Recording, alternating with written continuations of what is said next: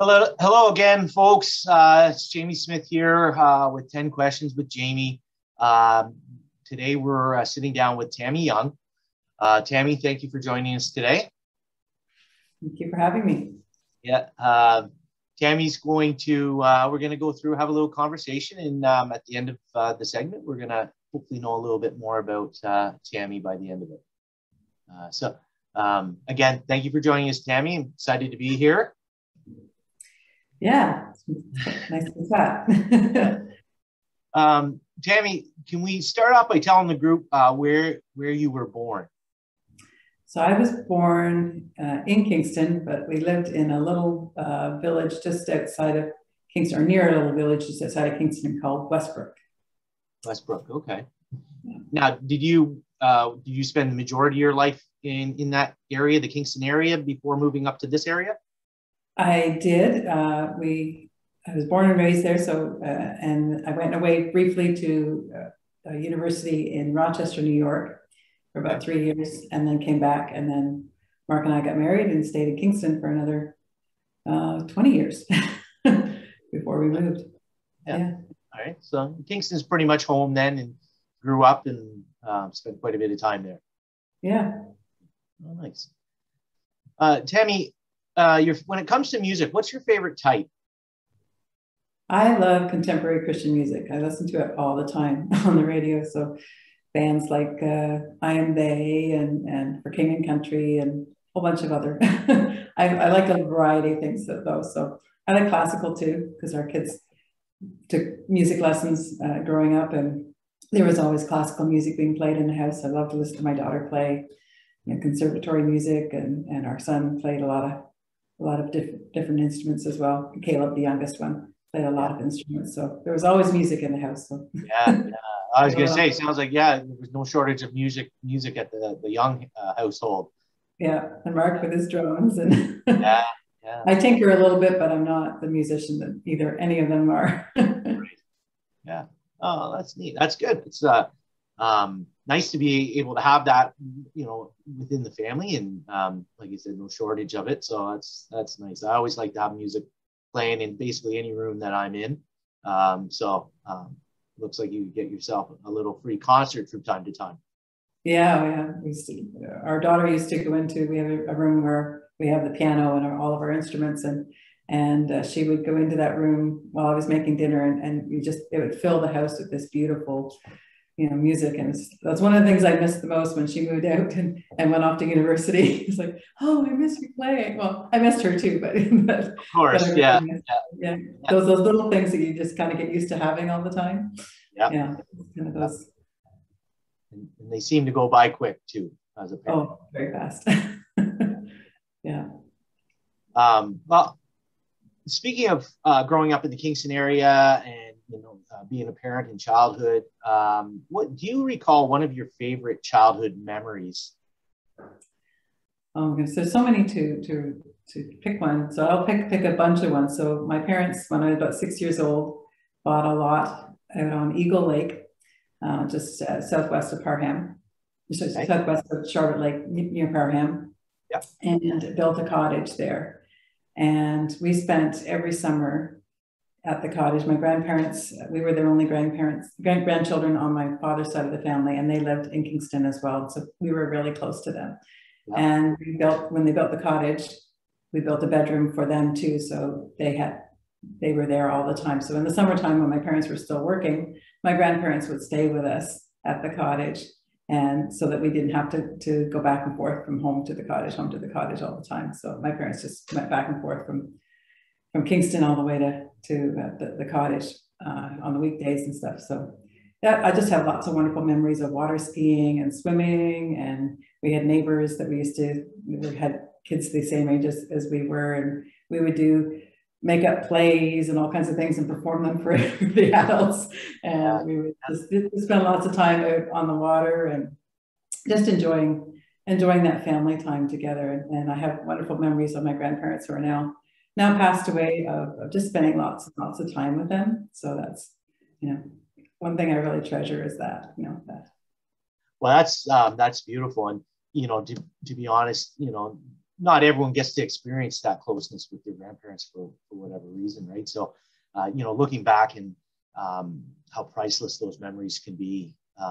And to add, the Parham area and just that area is such a beautiful area to grow up in as well and spend your summers there. I totally understand why that would be a memory that stands out for you. So that's excellent that you get an opportunity to have that. So. Speaking on some more history for Tammy, when it comes to fiction or nonfiction, it could be books, movies, whatever. Do you have a preference, one over the other, that you prefer?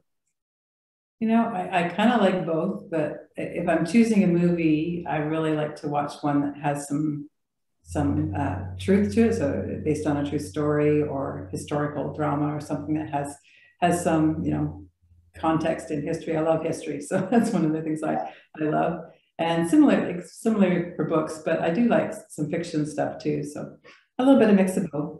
But, yeah. I'm a bit of a history buff myself. Documentaries, real life stuff. Obviously, depending on the content, I'm really drawn to that, and I love history above everything else, and learning, especially about times when I wasn't around, even my parents or grandparents before them. It's always had interest with me. So now growing up, going back again to childhood memories, Tammy, when you were a small child, was there anything that you wanted to be? Growing up, saying, when I grow up, this is what I'd like to be. I wanted to be a veterinarian. Okay. Yeah. I loved animals of all kinds. I would go places and I would want to take everything home with me. I remember my parents took me to a petting zoo or something one time, and this goat was running around free, and I was probably 4 or 5 years of age at the time, and I tried to pick this goat up and take it home with me.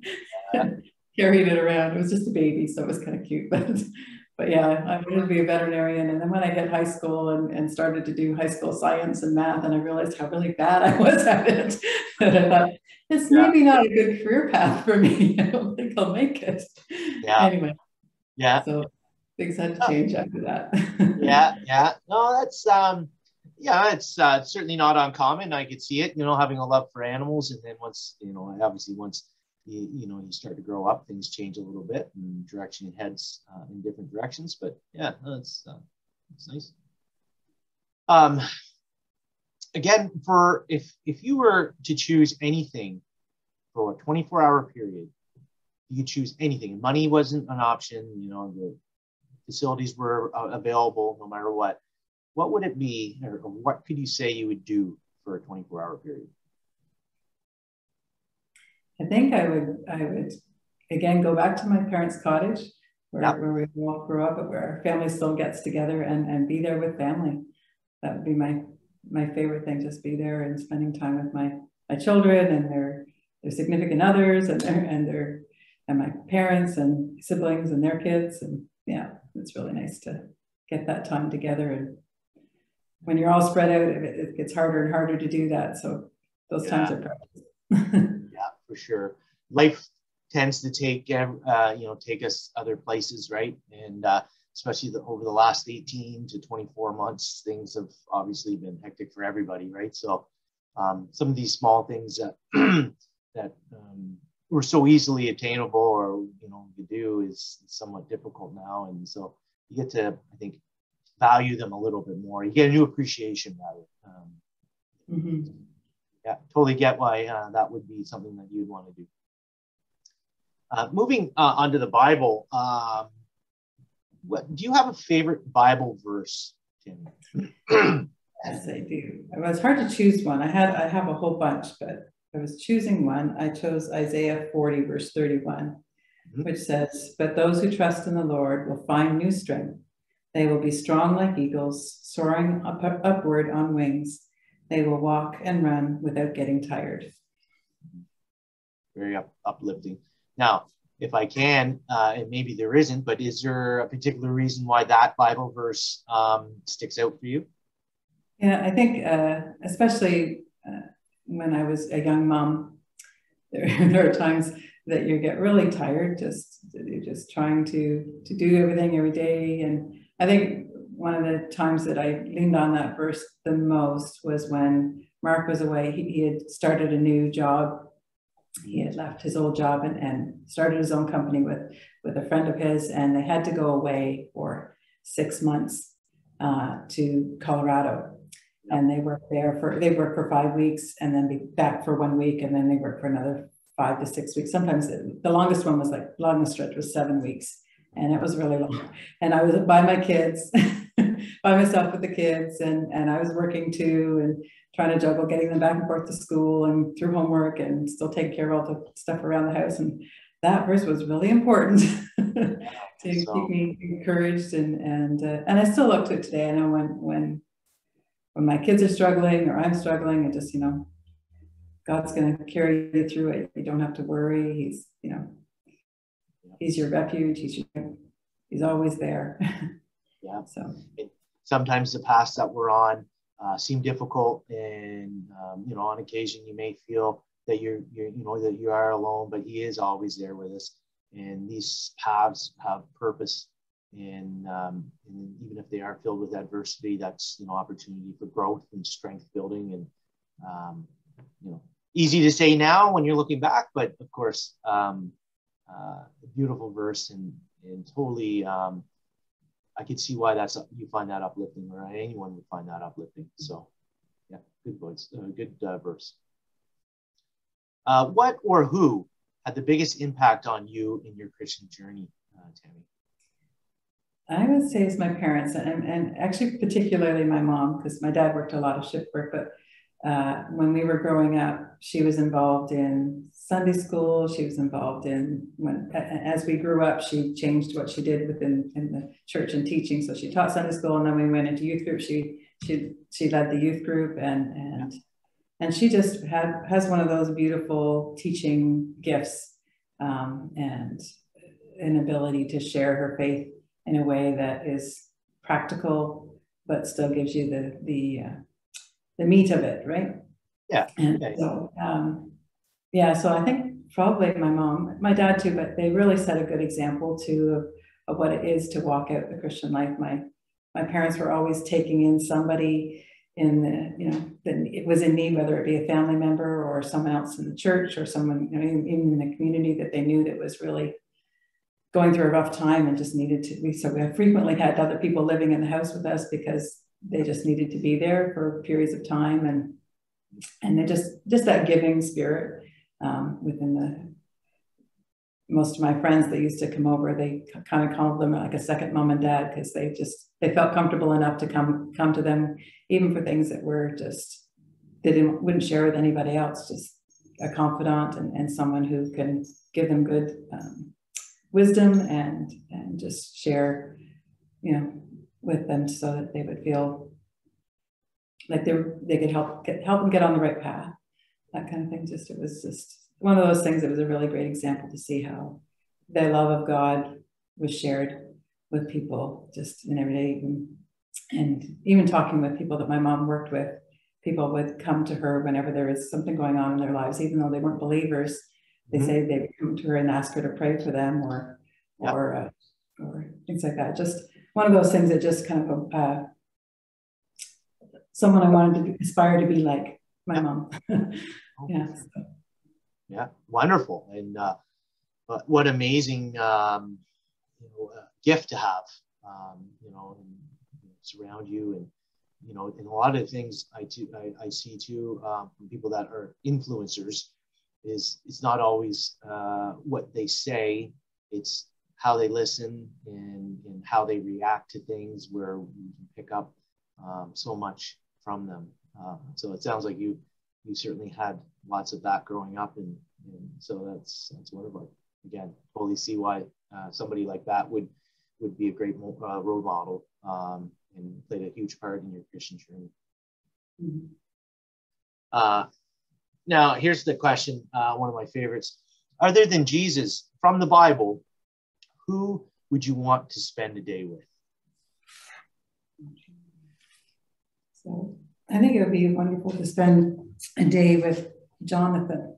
So Jonathan was like Saul's son. And I just to talk to him about what it was like to be the son of the king, and when you would normally succeed the throne, to be able to love your friend enough to know that he was the right man for the job, and just to be willing and happy to step aside and let him shine, and just to how he was able to balance his love for his father and his family with his love for his good friend David, and just, we always think of David as this big hero of the faith in the Old Testament, but Jonathan's kind of that quiet in the background, supporting character in the stories at the beginning, especially in encouraging David to keep him from losing hope and losing faith. Yeah. So it'd be kind of neat to have a conversation with him.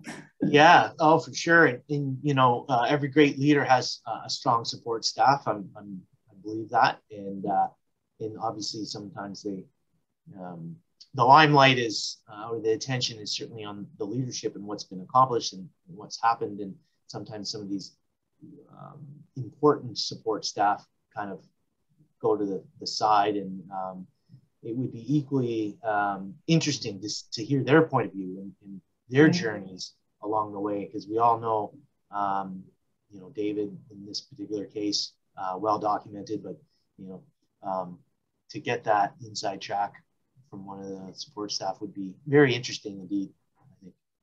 Yeah. Sorry, some talking background. I can voice there. Oh. Yeah, I think the reason I chose him is because I'm a quieter person. I'm in the background a lot, and I like it there, and I don't mind being in that position.